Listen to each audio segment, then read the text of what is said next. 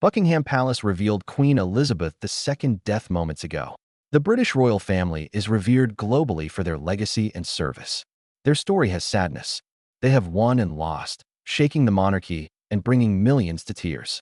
Tragic accidents and illnesses show that even monarchy is vulnerable to fate. Which 7 adored UK royals died tragically, and how did their deaths change history? Follow us as we unearth their incredible tales. Diana, People's Princess. Princess Diana's life was one of brilliant brightness and persistent storms, capturing the world's attention not just because of her position, but also because of her unusual capacity to connect with people. Born Diana Spencer. In 1961, she seemed destined for a calm, aristocratic life. Fate had other ideas. Millions viewed her 1981 wedding to Prince Charles like a fairy tale, seeing her as a young woman making history. The crown made her famous, but her warmth, compassion, and vulnerability made her unforgettable. Her royal position could have stopped with ceremonial obligations, but Diana persisted. She joined humanitarian causes, focusing on the overlooked. She broke stigma by shaking hands with patients without gloves during a time of HIV, AIDS, fear, and misinformation. That moment went beyond symbolic. Courage translated into compassion changed public view. She later worked against landmines in Angola, where photographs of her striding across cleared minefields symbolized her fearlessness. These selections showed a lady motivated to give her position purpose, not restricted by royal boundaries. Behind her public grace, Diana's personal life deteriorated in ways the world could hardly ignore. Her divorce from Charles was public. Tabloids tracked her every move. Her press fixation became second nature. Bright lights, headlines, and constant attention made her challenges seem like a spectacle. Diana's candor regarding mental illness, eating disorders, and loneliness was rare in royal circles. Millions could relate to her as a woman managing pain honestly, not a remote princess. Being honest made her vulnerable and strong. Fairy tale bride, suffering wife, global humanitarian. Her life contrasts increased public curiosity. That she reflected ordinary people's dreams, concerns, and heartbreaks in an unprecedented arena made her the people's princess, not her crown. Every presence in hospitals, schools, and combat zones appeared to dispel the perception of royalty as distant, instead depicting a princess who sits on the floor with youngsters and listens to grief stories. Paris followed. An automobile crash on August 31st, 1997, killed Diana, shocking the globe. The sadness was unprecedented in Britain. Kensington Palace gates covered in flowers, people crying in the streets, and hefty issues regarding monarchy and media's role in her suffering. She died as a princess, but the public's relationship with the royal family broke down, blending admiration and fury into collective bereavement. Could a king before Diana have saved the crown by battling loss and duty? Sit back as we reveal the regal figure that changed an era. Queen Victoria molded an age. Queen Victoria, born in 1819, defined an era. Her throne presence was not ceremonial. An era of trains, industry, empire, and morality that would live on after her death. She governed 63 years, longer than any of her predecessors, and Britain altered during those decades. As the Industrial Revolution intensified, cities became restless and boisterous, and the British Empire united people and places across continents. Victoria's story was about closeness and loyalty as much as grandeur. Her marriage to Prince Albert changed her personal and public life. Albert influenced exhibits, architecture, and social reforms, incorporating modern ideas into her reign. He was Victoria's companion and counselor, giving her monarchy warmth despite its stern responsibility. Nation's queen was shattered when Albert died abruptly in 1861. Her black mourning attire kept her from public appearances, withdrawing into decades-long grief. Critics lamented the monarch's disappearance, but her anguish made her accessible. She was no longer a distant authority. She suffered like her countrymen. She left her impact on the world even in solitude. Victorian morality shaped family, society, and public life. The period's great architecture reflected Britain's confidence and ambition. As the empire grew, Britain's global impact became clear. Victoria was the core, unseen but felt. Her death at Osborne House on the Isle of Wight on January 22, 1901, ended a life. An era ended. Power and change characterized Victorian times, but also personal hardship and resilience. She linked the private and public during her rule, leaving a lasting impact. Stepping down, King Edward VIII. If Victoria's death ended a century of duty, Edward VIII's actions shattered the monarchy. Edward refused, unlike his grandmother, who reigned with perseverance, an unwillingness to compromise his happiness for his brief crown. Edward was born in 1894 and became a charismatic prince who easily attracted crowds. His style, approachability, and modern charm charmed the public, unlike many royals before him. Many expected a closer relationship between the monarchy and the people after his January 1936 coronation, to match the 20th century's evolving spirit. However, such vision shattered within months. Edward's heart, not politics or foreign threat, caused the problem. His passion for Wallis Simpson, a twice-divorced American woman, strongly contradicted church, government, and tradition. The monarchy was not designed for such a union. Thus, Edward had to choose between crown and companion as pressure rose. After 11 months as king, he handed the throne to his brother Wallis in December 1936. His statement that he could not live without the woman I love shocked and appalled Britain. That choice released more than rumor. It caused constitutional crisis.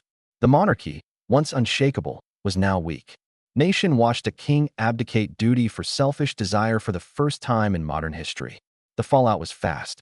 Edward was made Duke of Windsor and stripped of his brief power. After that, he was on the periphery of British life. He was exiled. Instead of London, he spent time with Wallis in Paris. Their life abroad was elegant yet lonely. Though they held dinners, mixed with elite society, and appeared in global photos, their relationship with the royals was fragile. Behind the glamour of soirees, Edward knew his choice had changed the monarchy's future. On May 28, 1972, he died in Paris, known more for his choice than his brief reign. By abdicating, Edward allowed his brother George VI to lead Britain through war and father a queen who would redefine the monarchy. His legacy was disruption, a crown given up for love. What do you think? Did Edward sacrifice selfishly or with devotion? Princess Margaret is our next royal, so stay tuned. The 1930-born Princess Margaret Rose, Countess of Snowdon, lived her entire childhood in the royal shadow. She caught the world's attention more than other royals. As Queen Elizabeth II's younger sister, she would never rule. Her influence on public imagination was undeniable. Margaret represented beauty, passion, and rebellion, while her sister represented duty, calmness, and control. Her story revolved around this disparity. Life of sparkling charm and severe restraint. From childhood, Margaret seemed different. Her quick wit and charisma could light up a room and hold attention. Growing up, she was one of Britain's most photographed women. Her dress, social life, and trends fill newspaper columns. In the 1950s and 1960s, she attended theaters, nightclubs, and lavish banquets. A royal who crossed the border between celebrity and aristocracy. Many considered her Britain's first modern royal symbol. Elegant and personable, glamorous and surprising. A sacrifice narrative was behind the brilliance. The nation's heart was grabbed by her romance with Captain Peter Townsend, a divorced war hero who served as an equal in the royal household. Initially, the people seemed to support their union. Their expectations were dashed by tradition and the Church of England's divorce ban. Margaret was torn between her heart and duty. Under intense pressure, she broke the romance, leaving herself and the nation grieving. Beyond personal anguish, it highlighted how royalty may forfeit personal freedom. That breakup didn't depress her. Margaret focused on her controllable life. She enjoyed hanging out with performers, musicians, and artists who lived outside royal rules.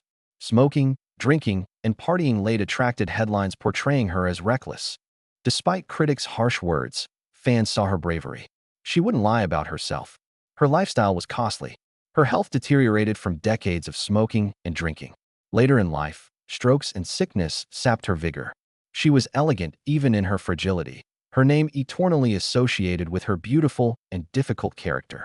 Princess Margaret died of a stroke on February 9, 2002, at 71. We lost a royal and a lady who defied the script when she died. She was rebellious yet loyal, bright yet troubled, a princess who never wore the crown yet left an indelible mark. How did the monarchy go from rebellious princess to reluctant king? Stay tuned for the twist that changed Britain's royal story.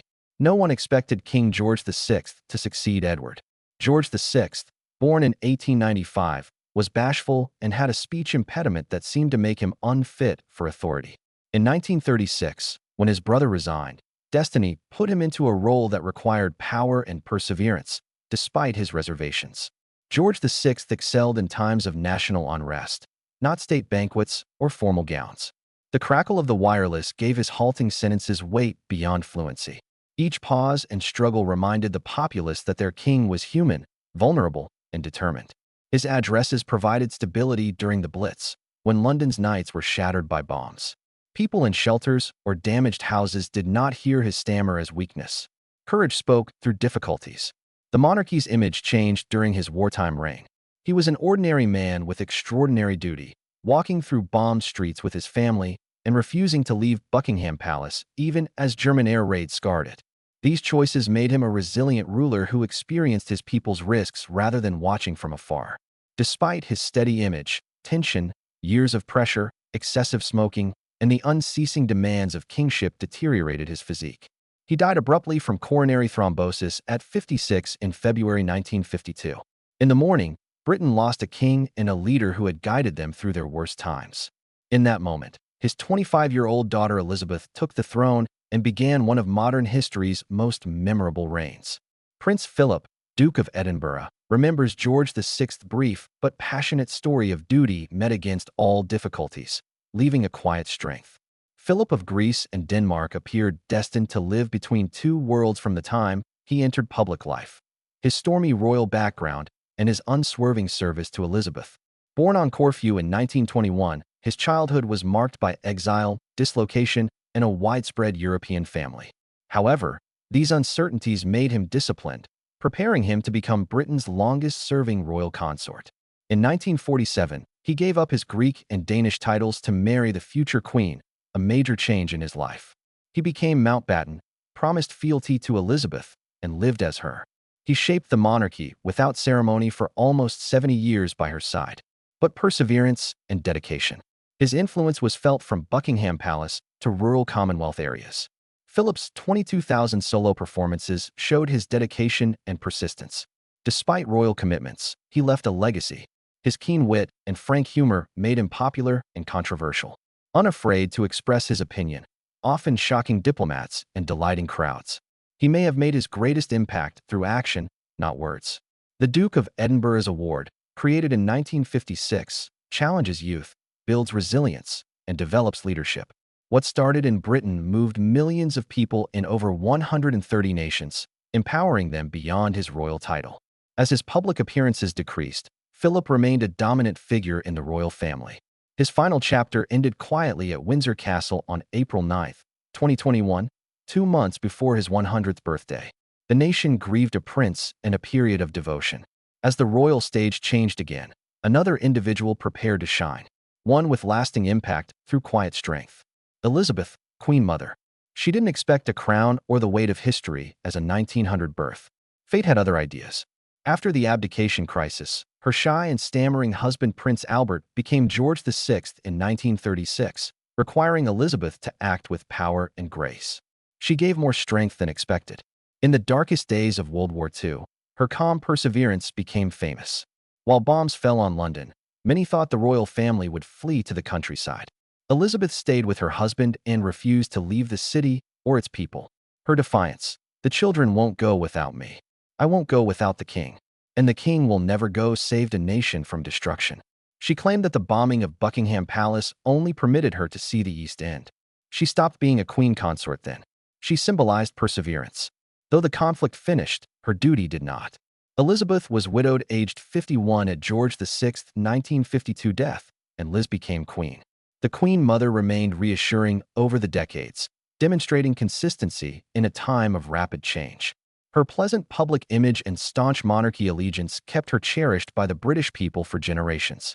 She died at 101 in 2002, 7 weeks after her daughter Princess Margaret died. While her funeral garnered international attention, many in Britain believe she was immortal not because of her crown, but because of her refusal to bend to fear. What do you believe defines these royals' legacy? Their victories, tribulations, or how they are remembered? Please share your ideas. Be sure to like and subscribe.